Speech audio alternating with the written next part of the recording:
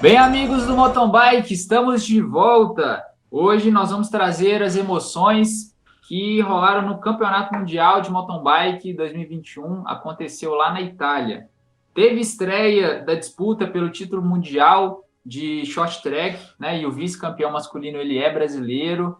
Teve estreia de atleta brasileira, a Luísa Cocuzzi, no Campeonato Mundial de categoria Júnior. Teve o nono título mundial do Nino. E teve também gente falando que a Richards não ia aguentar o ritmo da Pauline e tal, mas ele parece que ela escutou, né, e mandou o recado para alguém que está aqui no nosso meio, né? Enfim, teve muitas emoções. Nosso time de especialistas vão comentar um pouquinho do que rolou. E aí, para a gente conhecer quem está aqui, né, vamos começar com ela, nossa chefe aí, Ana Luísa. E aí, pessoal, tudo bem? Danilão, esqueceu de passar o protetor. Fala galera, vocês estão bom? Eu tô mais ou menos. Del Bonetti.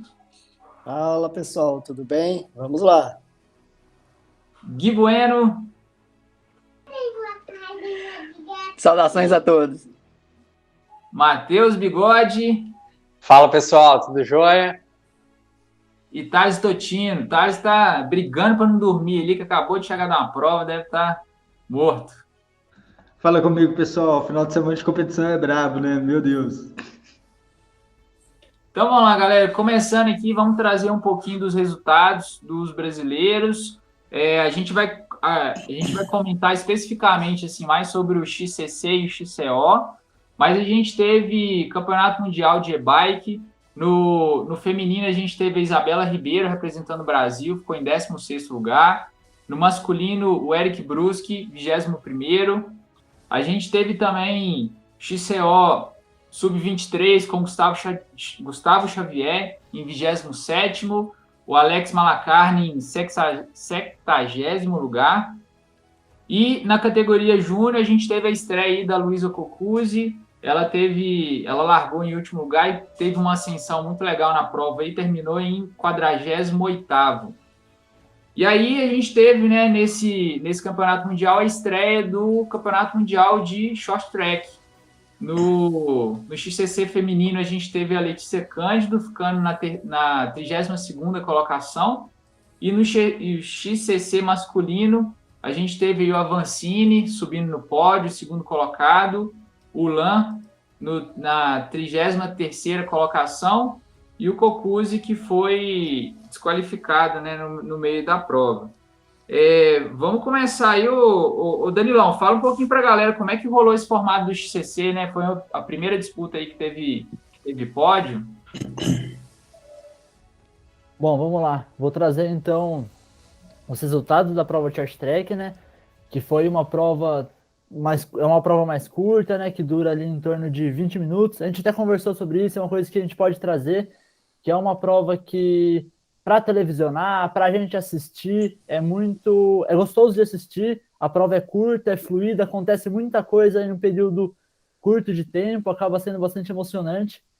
Bom, a gente teve a primeira colocação, Christopher Blevins, em segundo colocado, vice-campeão mundial, né? O grande Henrique Avancini, representando o Brasil.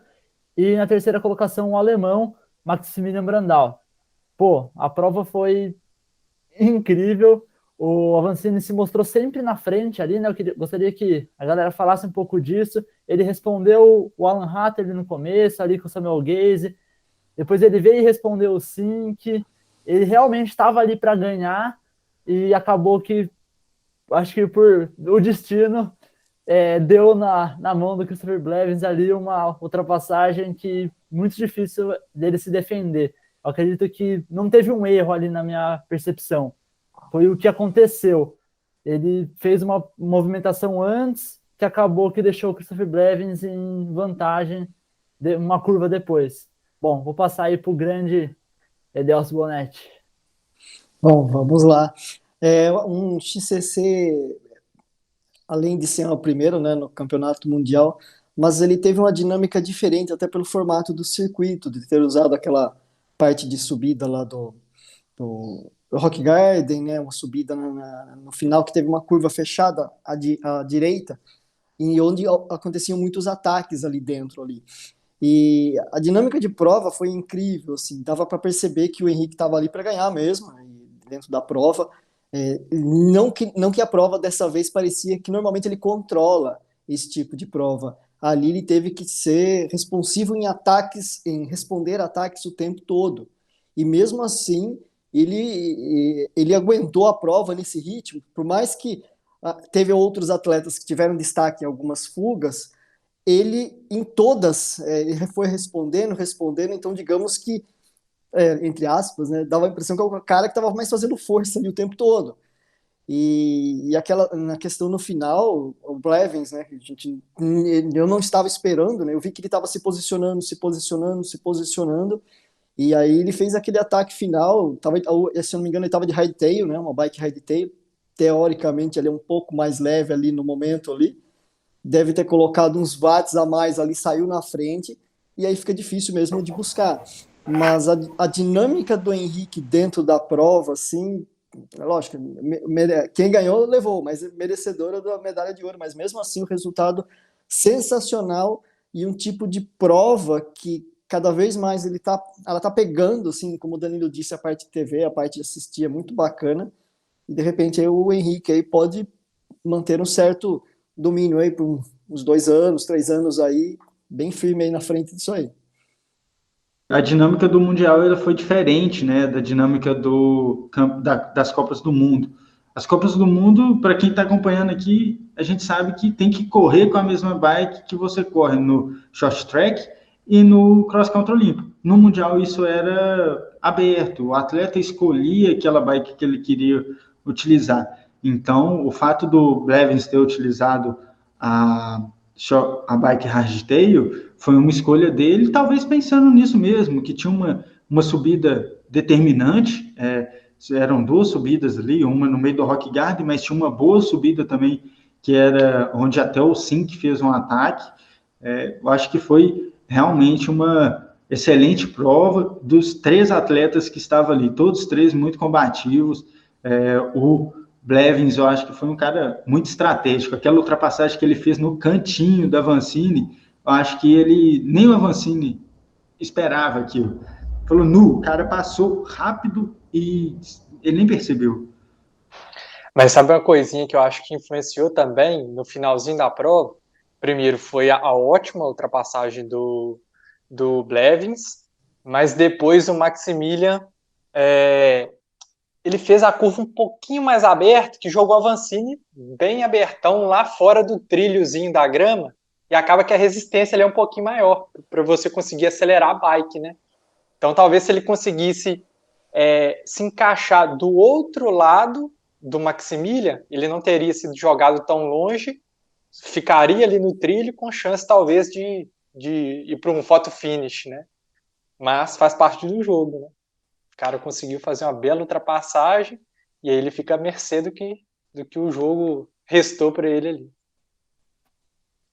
O Henrique nessa hora, na minha percepção, eu estou realmente especulando aqui 100%, mas ele ficou na roda no Maximilian Brundle ali como algo benéfico para ele, porque se ele entrasse na reta atrás, ele entrava abrindo, pegava um pouco da roda e saía, porque quem sprinta atrás, mesmo que tenha que passar a bike, tem ali a percepção visual de quem está na frente, consegue embalar um pouco atrás, só que ele acabou, da mesma maneira, perdendo por isso, porque se na hora que o Blevins passou naquela reta, ele, que estava na frente, tivesse tentado passar o Brandao, ele estaria na linha do Blevins.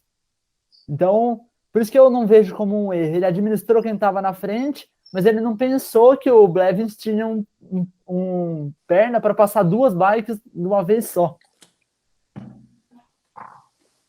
É interessante, né? A gente já discutiu isso aqui anteriormente, a questão da tomada de decisão. E as provas de short track, elas são muito dinâmicas, muito rápidas, né? Então, qualquer pequeno... É até ruim a gente falar assim, mas qualquer pequeno erro, né, entre aspas aí, ele pode custar o pódio, né? E deu para perceber completamente isso, né? O Henrique, geralmente, ele tem essa característica de tentar dominar um pouco, como os outros colegas já comentaram aqui. Ele não conseguiu dominar, teve que contra-atacar, né? Foram vários ataques. E eu pude perceber justamente isso. A questão da tomada de decisão, assim, num curtíssimo espaço de tempo, que foi o que fez o Blevins ganhar. Mas eu também tive essa percepção aí do Danilo, essa questão da curva um pouco mais aberta, a mesma coisa que o Matheus falou, de ter jogado ele, mas é tudo muito rápido, né, galera? Então, realmente, a gente tem que tirar o chapéu aí para essas tomadas de decisão, e é isso que faz do atleta realmente um atleta de desempenho, né? E foi o melhor final de semana da vida do Christopher Blevins, né? Ele Tá começou o louco. final de semana com Team Relay, competindo com a equipe dos Estados Unidos, né? Conquistando a prata. No próximo dia foi pro short track, campeão mundial de short track. Um dia depois, bronze na e-bike e um top 20 na Elite para fechar o final de semana, assim. Então, realmente, ele estava muito bem nesse final de semana. Ele fez 14º, eu acho, nas Olimpíadas. Um ótimo resultado, mas se mostrou Surpreendente, acho que seria a surpreendente. É um bom palavra. termo. E vamos lá, que sem Mathieu Van Der Poel e sem Pidcock, nesse final de semana tudo ficou um pouco mais intenso e um pouco mais divertido, né? Bom, achei que a gente ia pro short track feminino então, mas já que a Ana levantou a bola, vamos pro XCO masculino. Depois a gente volta para todas as provas femininas. Pode ser? No XCO masculino, uma das provas eu acho das mais bonitas que eu assisti nos últimos anos, muito provavelmente mesmo.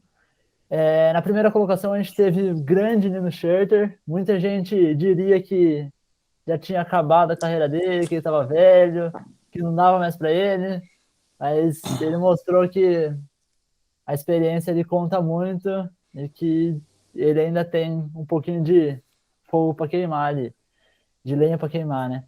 Bom, primeiro colocado Nino Schurter, em segundo colocado Matthias Flukiger, que vem fazendo grandes temporadas, venceu etapas de Copa do Mundo esse ano, foi prata nos Jogos Olímpicos. E na terceira colocação, Vitor Koretsky, o francês, também vem, não é surpreendente ele ali, né? Ele tem sempre se mostrado na frente do pelotão nas Copas do Mundo, tudo mais. Eu passo pro grande Del Bonetti. Vamos lá, de volta o velho Nino, né? Novamente ali vencendo uma prova, justamente naquela camisa que a gente se adaptou a olhar, aquela camisa branca, que foi até estranho ver esse último ano aqui com o francês lá, e eu falei, bom, voltou ao normal, mas não é isso, é competência total desse atleta. Como o Danilo disse, foi uma prova assim fantástica em termos de disputa, em termos o circuito também muito técnico, né? Eu tinha falado com o Guilherme Miller durante a semana, ele falou que o circuito era muito técnico, muito desafiador mesmo.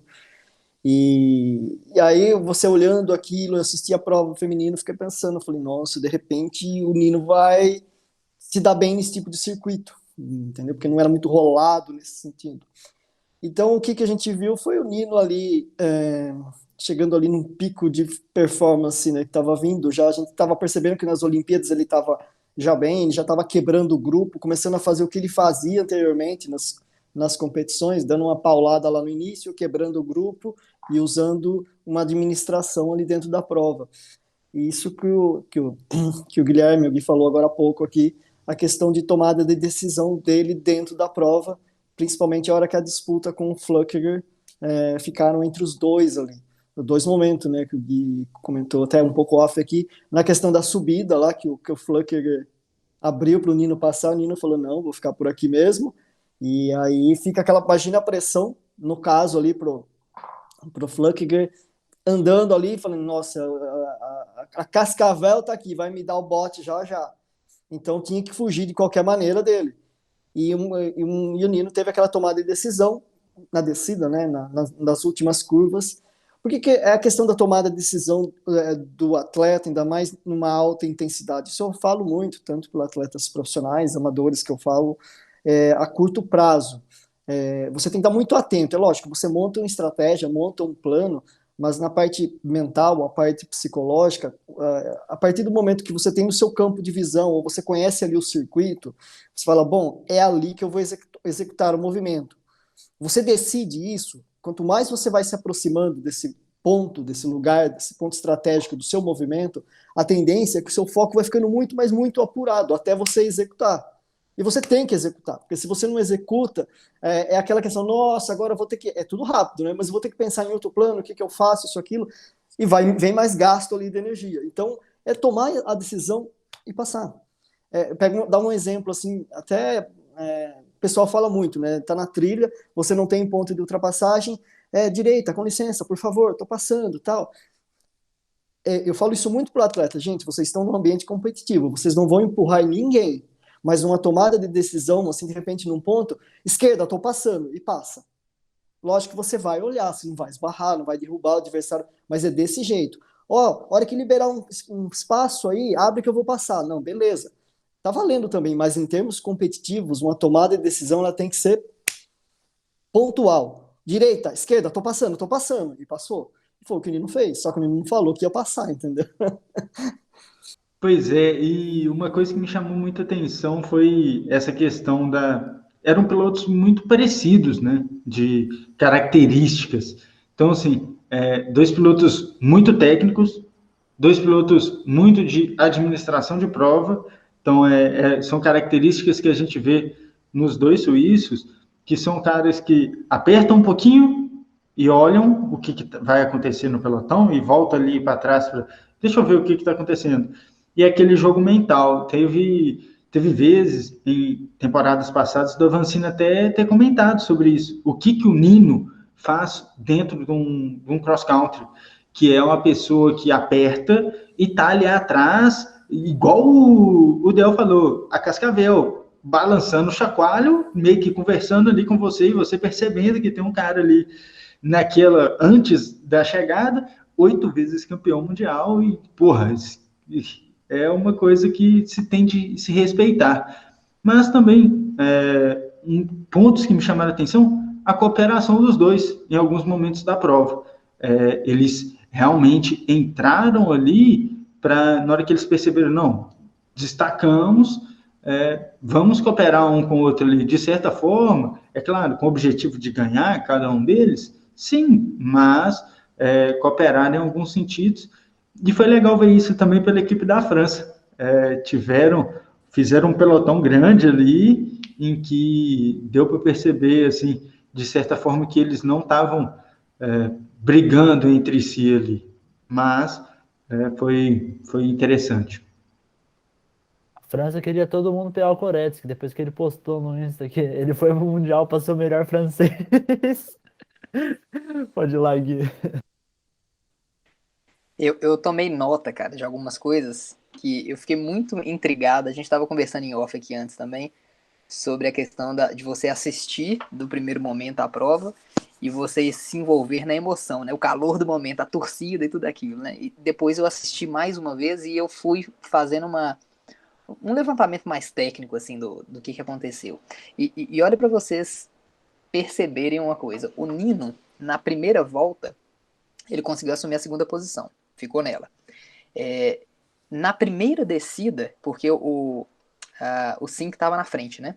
Logo depois ele assumiu a frente, o Nino ficou em segundo. Na primeira descida, o Nino lambeu o Sink, foi para frente. E aí aconteceu um fato que aí eu posso falar que talvez o Avancini tenha sido o principal responsável pela vitória do Nino.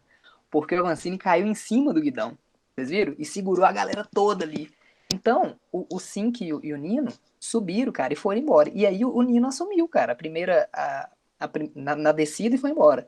E aí na segunda volta, o Nino e o Flückiger, eles começaram a liderar e eles já abriram 10 segundos do terceiro, que eu acho que já era o Koretsky, eu não sei se era o Sink, agora eu não tô lembrando exatamente, mas eles abriram 10 segundos. E no final, os dois abriram 1:14 do terceiro. Ou seja, a paulada que esses caras deram. E os dois são muito técnicos, né? Como o Thales falou, as características dos dois são muito parecidas, né? Então, nas descidas, os caras botaram para ferver e abriram muito. Um circuito muito técnico. Eu vi muitos atletas falando, né? Em inglês, eles usaram até um termo assim, que era um circuito muito muscular, ou seja, exigia demais, né? Demais mesmo.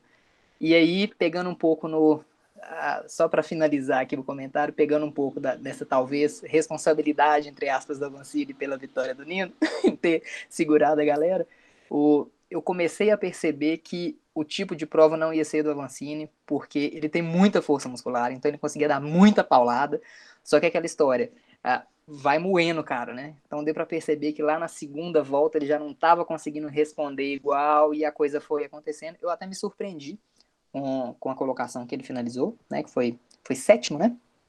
E me surpreendeu muito, assim. A gente já falou isso aqui da outra vez, né? Acho que ele não estava num ritmo de prova ainda do ideal, diante de tudo que aconteceu ao longo dessa temporada, mas o cara tá forte, viu? Eu acho que é só pegar um pouquinho mais que ele vai começar a dar uma beliscada. E lógico, se medalha de prata no XCC, né? Na quinta-feira, isso realmente dá um desgaste muito grande do ponto de vista físico, né? Parabéns aí pro Avancini, aproveitando. Aproveitando o que você está falando, Gui, igual o Del comentou, né, que o Nino ficou ali só esperando para dar o bote, né? E aí, nesse momento, a cabeça só vai fervendo, fervendo, fervendo. E você estava comentando aqui agora com a gente que você viu um vídeo dele, né? Falando sobre isso. Exatamente. Você está falando do Matias ou Flückiger. do Flamengo? É isso. Ele comentou, né, que no primeiro momento ele colocou nas redes, a gente até conversou aqui entre nós, né, comentou nas redes aí que tinha sido talvez uma estratégia não muito limpa do Schurter no final ali a ultrapassar. Gente, eu confesso que eu assisti 2 vezes depois, olhando para ver se tinha alguma coisa. Cara, não teve. Né? Aí o Del até depois mostrou para nós que ele fez um novo vídeo, né, agora lá no Instagram, colocando que estava de cabeça quente, falou aquilo, né, da boca para fora, no calor do momento, se desculpando, e realmente, na verdade, cara, o cara 8 vezes, na verdade 9, né, agora, campeão mundial.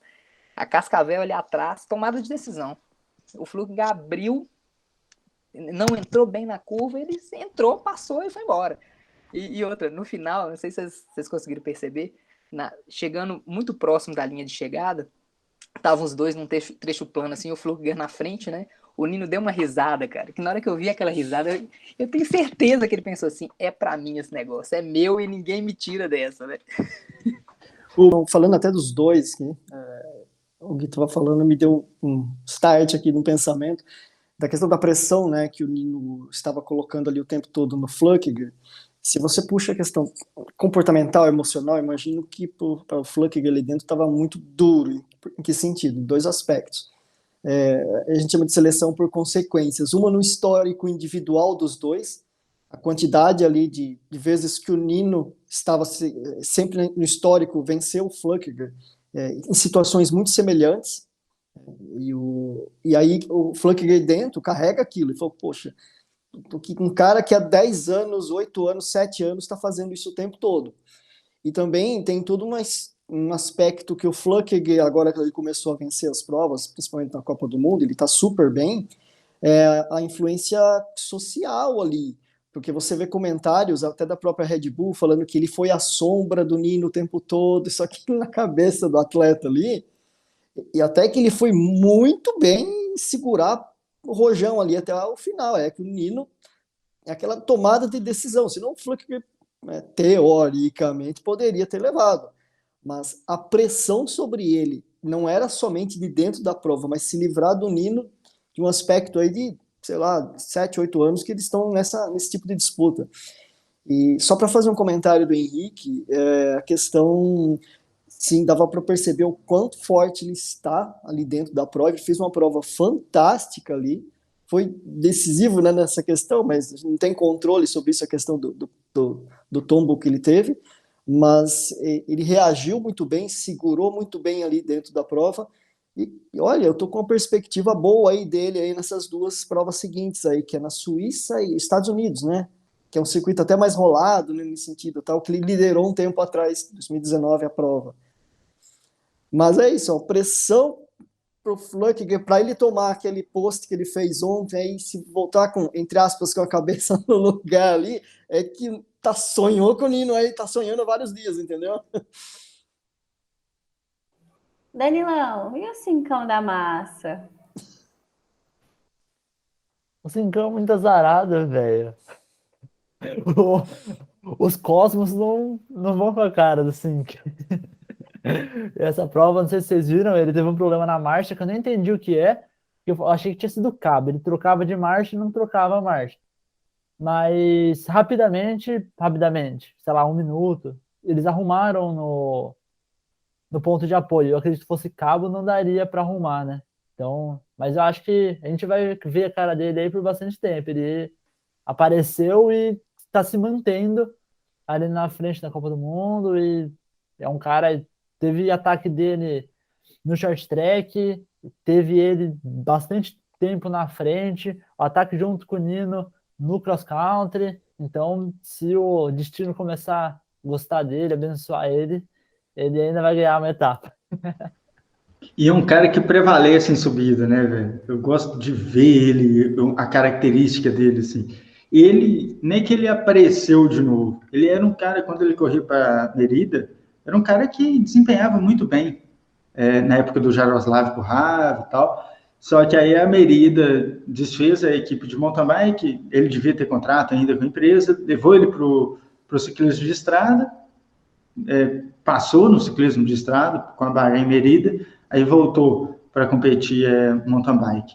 E está se dando super bem. Deve ter passado um tempo de adaptação de novo para entrar no ritmo, mas está passando super bem. Mas eu queria levantar um ponto muito, muito lindo que quem não viu, a gente vai deixar nos stories, que é o Corex descendo aquele drop. Cara, que cara técnico. Os 3 primeiros, que caras técnicos.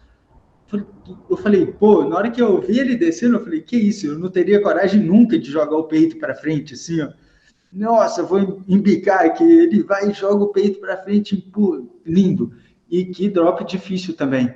Você via os atletas mais braço duro, assim, não que são pouco técnicos, mas que os outros se sobressaem nesse aspecto, que estava cometendo pequenos erros ali e que desconcentrava, que perdia 1 segundo, 2 segundos, conectava uma roda. Então era massa de ver e que prova legal dele também. O cara foi consistente durante a prova. Não foi muita porrada, muita coisa. Cara, eu tava aqui ansioso para alguém tocar no Koretsky, porque dois atletas que me chamaram muita atenção. Além do Koretsky, que fez uma prova sensacional, o cara realmente, a gente tem que ficar de olho nele, né? E é curioso porque naquela prévia que a Red Bull TV faz, né, para o início, eles meio que elencam assim os favoritos, né? E os favoritos estavam lá, Avancini, Nino, o Flukiger, o Saru, porque, né, Saru só por, convenhamos, entre nós aqui, né? Ele não tinha mostrado nada ainda que ia, né, papar alguma coisa. Enfim, só porque estava detendo ali condições muito diferentes também de prova, né, gente? Do Mundial anterior para esse. Enfim, o Koretsky, que tava todo mundo, né? Ah, não, e Koretsky também eles tinham levantado. E o Sink, né? O Sink deu azar, coitado. Eu concordo com o Danilo aí. Na hora que o universo conspirar a favor, vai dar bom, né? Agora o Koretsky fez uma prova sensacional, um cara técnico, um cara que botou para ferver. E um outro que me chamou muita atenção, Gaze. Esse cara, se ele mantiver com esse desempenho, nós vamos ver ele de novo aí na frente. Ele terminou em 6º, saiu lá da rabanésima, como diz, né? E veio para a 6ª posição. Então, acho que a gente pode manter os olhares ali nesses dois, e o Gaze e no Koretsky, essas próximas etapas aí. Vamos ver o que vai dar. Bem lembrado a questão ali do Thales, do drop. Até ontem eu estava com o Danilo, eu passei o vídeo para ele. A hora que eu vi o vídeo a primeira vez, que ele jogou com o peito assim para frente, eu falei, nossa, mas o que ele vai fazer? Que eu já estava lá com a bunda na roda, lá assim, nesse momento. Aí ele fez, né, como se fosse um salto ali, foi fantástico. E a parte técnica dele estava muito bonito de olhar dentro da prova, né, como ele estava passando, como ele estava saltando, impressionante. E o Gaze, voltando até um pouquinho no short track, vocês percebiam que enquanto ele estava na disputa, a postura dele corporal ali dentro, parecia que em alguns momentos ele estava até descansando. Eu falei, cara, esse rapaz vai aprontar aqui no short track. e de repente a dinâmica mudou para ele ali. Mas no short track ele já estava demonstrando que estava no controle ali, dava a impressão que aquela sensação que o Nino sorriu na descida, cara, eu vou ganhar isso aqui. Eu fiquei com essa sensação, Gui, do Gaze no short track. E aí no final ele apareceu, eu falei, bom, voltou ao jogo, né? Eu tô pensando aqui agora, na hora que o Guilherme falou, eu fiquei viajando, e isso mostra muito o que é uma Copa do Mundo. Porque um Mundial, essa variação de desempenho que o cara tem, tipo, num gap de 2 meses, são detalhes. Então, olha o Gaze de fazer 70º, 50º, ele estava mais ou menos nessas colocações, se eu não me engano, posso até estar enganado, mas acho que é isso. Lá para frente, no intervalo tipo, de uma prova para outra, aí a gente teve um gap de 2 meses entre a Copa do Mundo e agora, 1 mês e pouco, e ele vai lá para frente. Então, a gente tem uma coisa importante de todo mundo entender, que o pelotão da Copa do Mundo, todo mundo ali anda extremamente parecido. E o Avancini fala muito isso, né? Entre os 20 e os 30 é o lugar mais difícil de andar. Quando você está na frente, você consegue entender essa prova. Ali nos 20 e 30 você está buscando quem está na frente, tem 10 atrás de você, que se você respirar, eles passam. Então, é um ponto que eu achei legal de destacar. E aí, acho que para a gente ir para o feminino depois, eu queria que o Gustavo trouxesse os resultados dos brasileiros, tanto no XCC quanto no XCO no masculino. Ô, Danilo, já falei do XCC já, cara. Vou trazer aqui do XCO. A gente teve o Avancini em 7º lugar. Só destacar aí que foi uma colocação excepcional, né? Melhor colocação aí brasileira no Mundial. E ele tem uma relação muito boa com a Itália, né? Já foi campeão de maratona em 2018, enfim, várias Copas do Mundo. Então ele deve estar bem feliz aí com o resultado dele. Cocuzzi na posição 44, Ulan na posição 49, Guilherme Miller na posição 61 e Edson Rezende na posição 82. Fala aí, galera, o que vocês acharam aí dos brasileiros nessa disputa aí? Os brasileiros, eles estão vindo mantendo um padrão, né? E esse padrão de andar ali no top 30, no top 20, ele é necessário começar a chegar ali.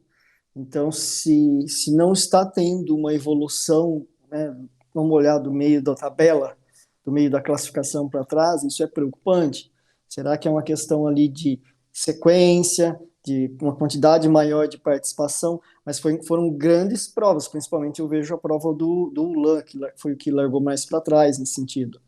Mas é um momento ali que, dos atletas brasileiros, tirando o Henrique, para a questão, eu falo, sobrevivência competitiva do esporte, não vou falar essa questão de investimentos, aquilo e tal, mas é um ponto de atenção ali, que tanto do apoio de todo mundo, de investimento mesmo, vou ter que falar, não vai ter jeito, mas de colocar esses atletas ali cada vez mais para frente. A gente tem que começar a ver esses nossos atletas brigando aí nesse top 30, top 20 ali, onde que a dinâmica de prova pode ensinar e muito a andar lá na frente. Mas foi uma grande prova, não tem como falar, ainda mais num tipo de circuito, mas é o momento de começar a arriscar mais, todos. Eu vejo dessa forma, eu vejo até a postura do Cocuzzi, né, acelerando no short track, tentando ir para frente, é isso mesmo, tem que ser dessa forma.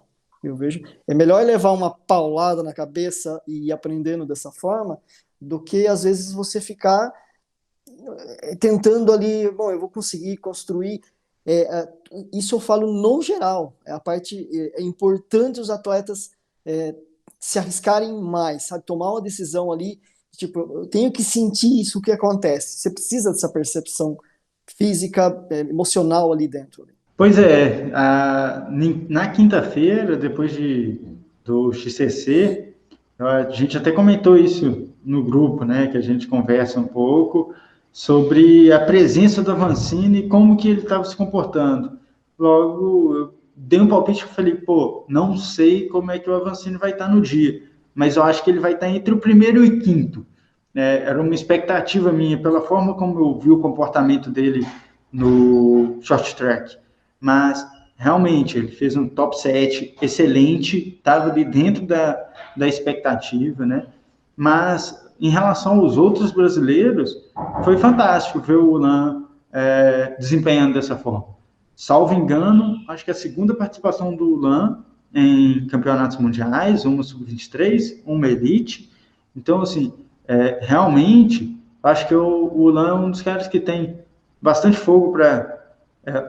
peguei o erro do Danilo, né? Bastante lenha para queimar, mas é um cara que vai estar lá entregando tudo. Se a gente vê ele fazendo isso no Brasil, está vendo ele fazer lá, acho que vai precisar de repertório, de estar lá onde que essa pequena imprecisão no momento da tomada de decisão causa uma ultrapassagem, que causa uma perda de posição importante em determinados momentos.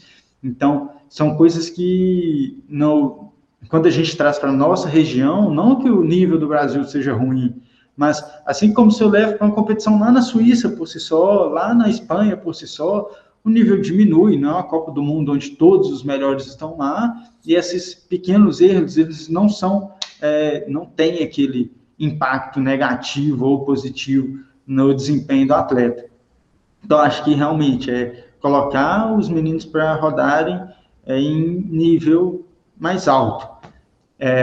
Edson, Gui e Cocuzzi, acho o Cocuzzi extremamente importante para ele estar no short track, que é uma prova que ele gosta, então ele já venceu em cima do Avancini aqui no Brasil nessas condições, então é um estilo que ele gosta.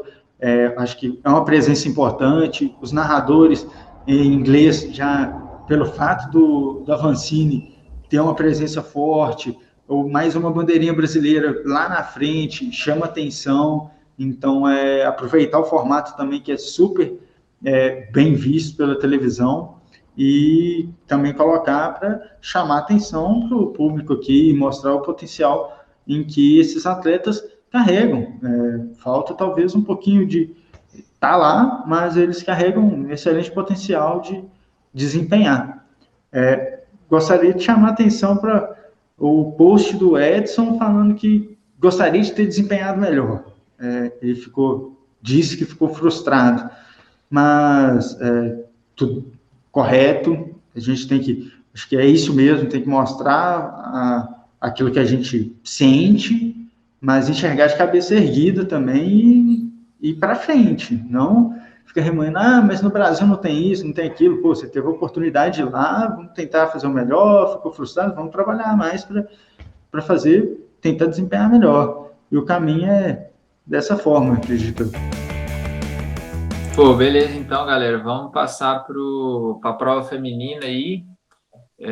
XCC feminino, a gente teve representante brasileira, né?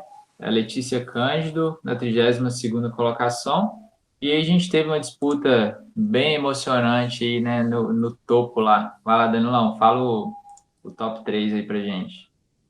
No feminino, acho que também a gente viu grandes provas, né? Tanto no XC como no XCO, como no masculino. E no short track, a gente teve em primeiro colocado Freicina. Na segunda colocação, o Ivy Richards, que talvez seja quem mais fez diferença ali na prova, né? Mesmo ficando na segunda colocação. E a Pauline Ferran Prevot em terceiro, que também no começo da prova, na verdade, no começo da prova, a prova é tão curta que foi do momento todo, né? Mas também foi bastante determinante ali os movimentos que ela fez. E eu passo a palavra agora para mudar um pouco a dinâmica para o seu Guilherme Branco. Então, eu no XCC, eu punha um pouco mais de ficha na Richards. Eu sei por que vocês me colocaram nessa fria aqui, viu, Danilo? Porque eu coloquei no grupo que a Richards não ia aguentar o ritmo da Pauline no XCO, né? Mas a Richards, ela é muito, muito mais forte, cara. Então ela tem mais essa característica do XCC. Eu apostava mais ficha nela, mas a Frey botou pra ferver, né?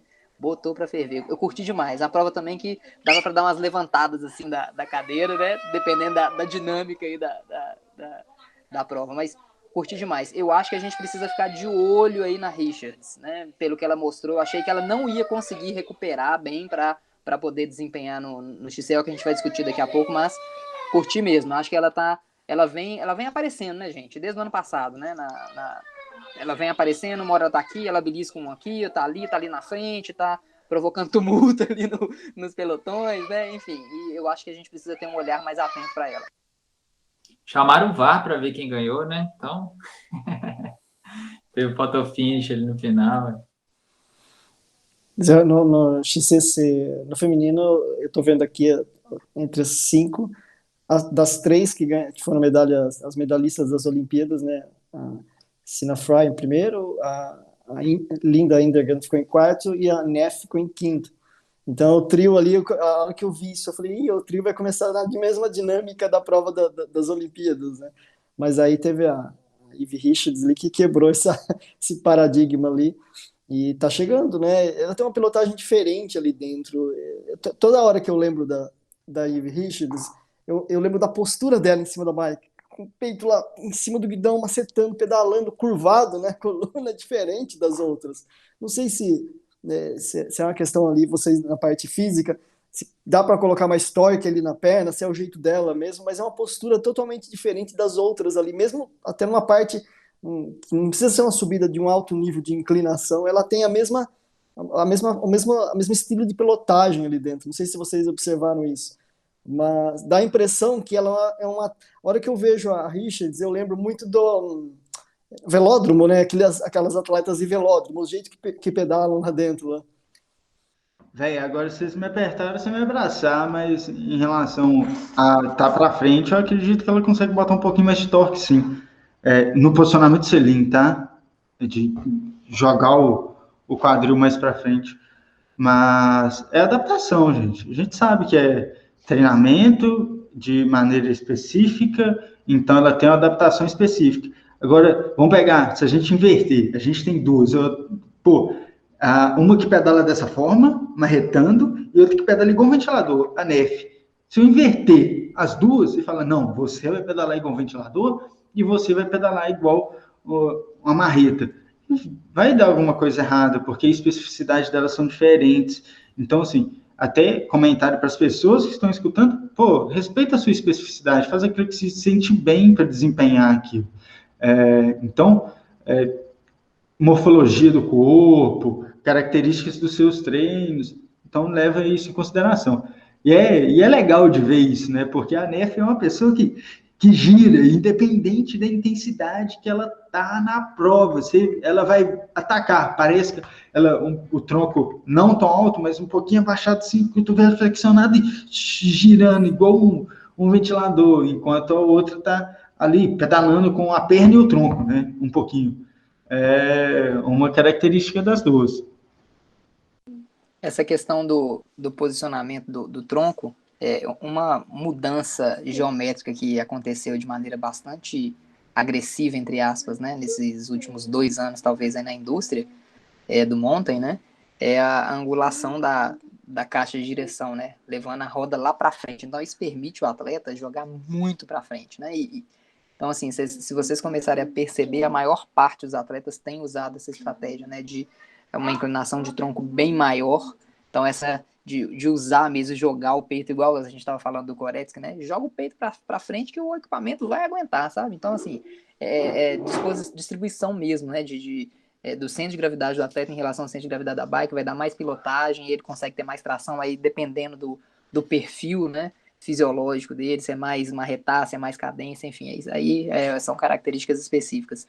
E com relação a Richards em especial, a gente consegue comparar, cara, é claro que isso é morfologia visual, né, mas o tamanho das coxas dela, ela tem uma característica de marretada mesmo, e eu concordo com ela, ela abaixa, ela tem uma cifose, né, a parte mais alta ali da torácica dela, mais encurvadinha e bota para ferver, né, então são características mesmo, essa questão do posicionamento, eu concordo plenamente com o Thales aí, mas a gente tem que levar em consideração que a geometria das bikes também tem permitido isso mais para utilizar um pouco mais essa dinâmica de sem de gravidade mesmo do atleta em relação à sem de gravidade da bike. Bom, aproveitando que a gente está falando da Evie Richards, vamos falar então que ela foi a grande campeã mundial na prova de cross country, seguida da Anne Terpstra e em terceiro colocado Freicina, numa prova bastante interessante também, como eu disse, tanto masculino como feminino, as provas foram bem legais, e acho que vale destacar uma colocação aqui, que a Pauline Ferrand-Prévot, que ficou em sexto lugar, mas a primeira movimentação importante da prova, acho que foi dela, ela meio que baixou o Luana Leconte ali, chegou a abrir mais de 30 segundos, da primeira para a segunda volta, mas fecharam o gap, e até brinquei, enquanto a gente estava assistindo a prova, falei, no feminino não tem politicagem não. A Richards, na hora que alcançou na terceira volta, alcançou e passou de comprido. Não teve essa de ficar de roda, de ver o que acontecia, colocou força ali, sobrou sozinho e foi até o fim dessa maneira. Bom, passar a palavra então, dessa vez, para o grande Thales Totino. Pois é, você falou da Leconte, né? Foi legal de ver a Pauline dessa maneira agressiva, de tentar defender o título ali e tal, logo de início abriu um gap grande. E ressalvo quem esperava Leconte no pelotão, assim como estava vendo na Copa do Mundo, a Leconte ainda é sub-23, então no campeonato mundial ela correria na sub-23, ela preferiu não, para se preparar para outras competições determinantes que ela está acontecendo na vida dela ali. Então é importante ressaltar isso.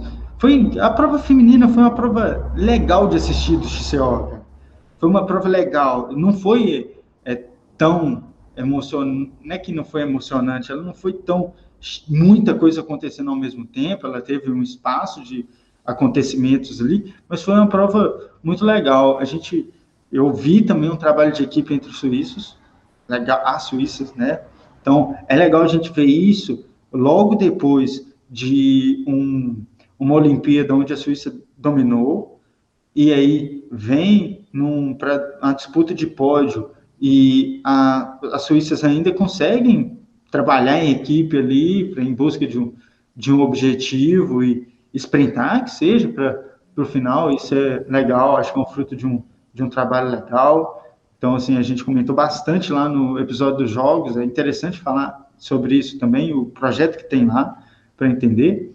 E foi uma prova, para mim, legal, assim, onde cada uma traçou sua estratégia, conseguiu colocar em prática, parece, né? A Paulina atacando no início para ver o que ia acontecer, a Anne Terpstra indo no ritmo dela ali, consistente, as duas suíças de maneira, assim, espetacular, trabalhando bem ali juntas, indo, era legal de ver que elas não estavam numa disputa, assim, ferrenha, elas, até menos que o Frökiger e o Nino.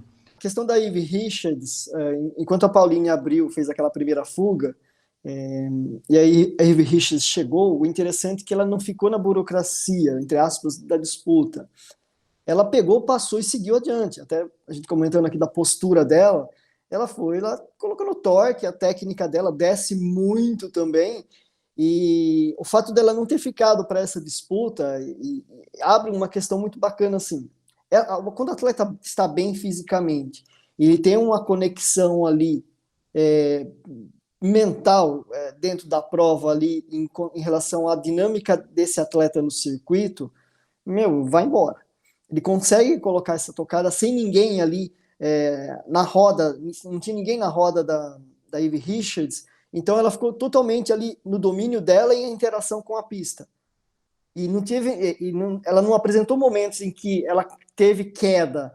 Ela foi subindo, ela chegou 1 minuto e 3 da Anne Terpstra, que fez uma grande prova também, Anne Terpstra, uma crescente dentro da prova. E aí a Evie Richards, ela entrou naquela questão de controle total das suas ações ali dentro e bem fisicamente. Aí não tem o que fazer. Sem a questão, a variável que possivelmente ela não teria controle, que é uma outra atleta ali o tempo todo, então ela só foi administrando, de certa forma, mais administrando, marretando. Foi bonito de ver isso. Eu gostei dessa questão, de não ficar olhando muito para trás. Diferentemente, quando acontece, eu vejo muito no masculino isso acontecer. Algum atleta faz uma fuga, tá ali e fica olhando para trás, olhando para trás. Lógico que cada vez que você faz isso, para você voltar uma conexão ali na frente, tem um gastinho de energia ali, entendeu? Então, quanto mais centrado você estiver, tendência mais você executar da melhor forma as suas decisões, as suas acelerações, performance ali dentro ali. Mas a Ivy Richards, ela tem esse padrão, parece ela mesma, independente se ela está segunda, terceira lá, e como o caso aconteceu, foi sensacional nessa parte. E a Anne Terpstra, como eu falei, ela teve uma crescente na prova fantástica, isso foi bacana de ver também. Bacana, pegando o gancho aí no que o Del falou, eu tava para comentar justamente sobre a Terpstra. Que prova que ela fez, gente. Prova, pedalou pra caramba. A gente ainda brincou das rodas dela, né? De BMX Pantera. Só quem é das antigas que conhece essa, hein, gente? Só quem é das antigas. Enfim, pedalou pra caramba. Uma excelente prova. E ainda assim tomou 1 minuto e 3, cara, da Richards. O meu resumo da prova da Richards ela fez uma prova sem reservas. Ela não quis cumprir burocracia, ela também concorda. Eu acho que ela botou pra ferver e foi embora. E nem olhou pra trás. E foi o que aconteceu, né?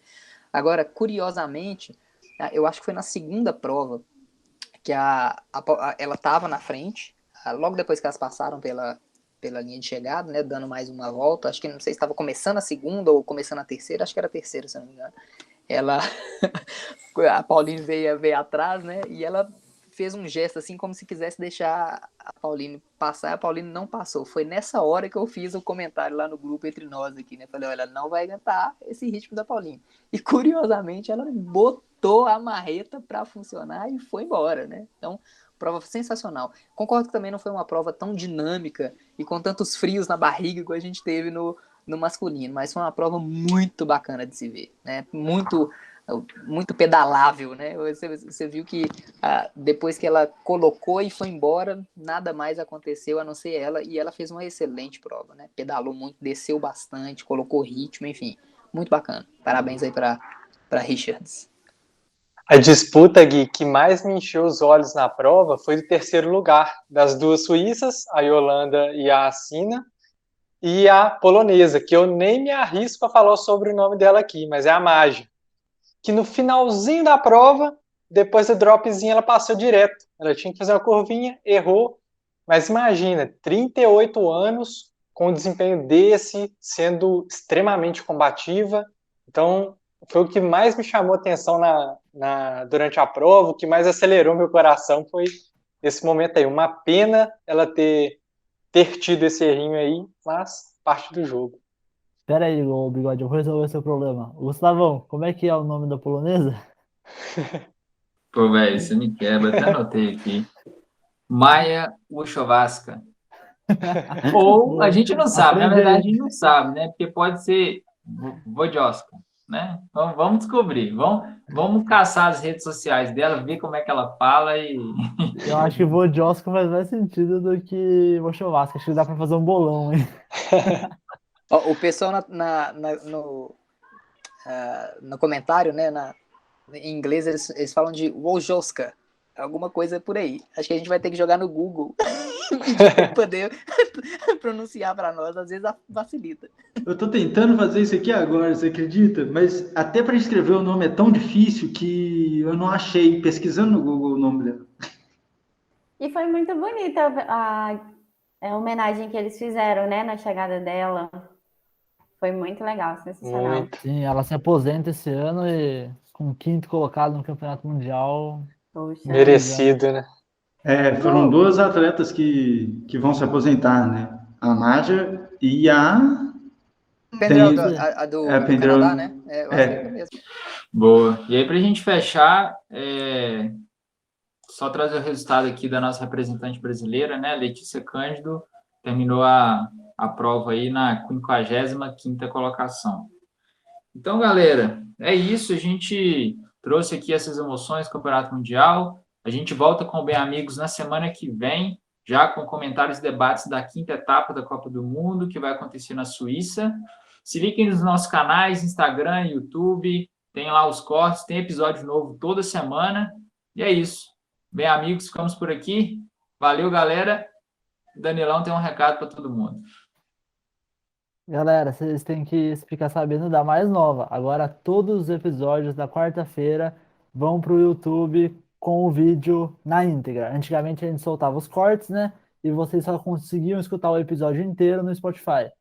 A partir da semana que teve o episódio do Henrique Avancini, a gente está colocando todos os episódios com o vídeo no YouTube.